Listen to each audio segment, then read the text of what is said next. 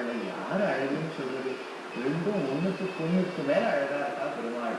அப்பேற்பட்ட பெருமாள் தோலுக்கினியால வரக்கூடிய காட்சி ஒரு பக்கம் என்றால், பரமபத வாசல்ல எல்லாரும் காத்துருக்கா ஸ்ரீரங்கத்துல எப்போதும் பிறப்பார்கள், பகவான் எப்போது சேவித்துக் கொள்ளலாம் என்று முதலாழ்வார்கள் சொன்னா, திருவரங்கத்து உட்கிடந்தேன் கை தொழுவேன் கண்டேன் திருவரங்கன் மேயாந்து செய்.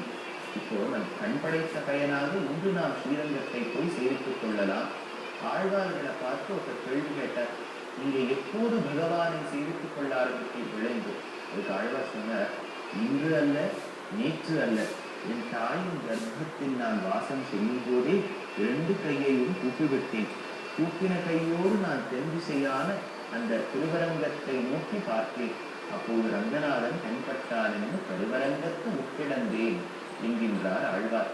மற்றொரு பக்கம் இருக்கக்கூடிய பெருமாள் கஞ்சனும் மல்லமும் என்று சொல்லக்கூடிய விதத்தில் கிருஷ்ணாவதார காலத்துல விற்பினவு விழவும் கஞ்சனும் மல்லும் என்று முஷ்டிக சாணுர்களை கொன்றவன், குவலையாபீடம் என்னும் யானையை கொன்று முடித்தவன், கம்சன் என்னும் அரக்கனை கொன்று முடித்தவன்.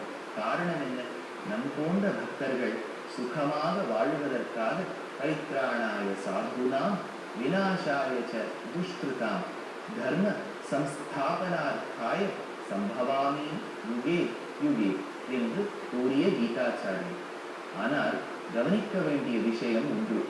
அன்று பகவான் கண்ணனாக பிறந்தான் வளர்ந்தான் என்றாலும், இன்று நம் கண் முன்பு நமக்காக அர்ச்சாவதாரமாய் திருவல்லிக்கேணியில் ஆழ்வார் பாடிய விதத்தில் இன்னும் சேவை சாதிக்கின்றார். அதே கிரமத்தில் நம் பெருமாளோ அழகிய மணவாளன். நம் வீட்டில் ஓர்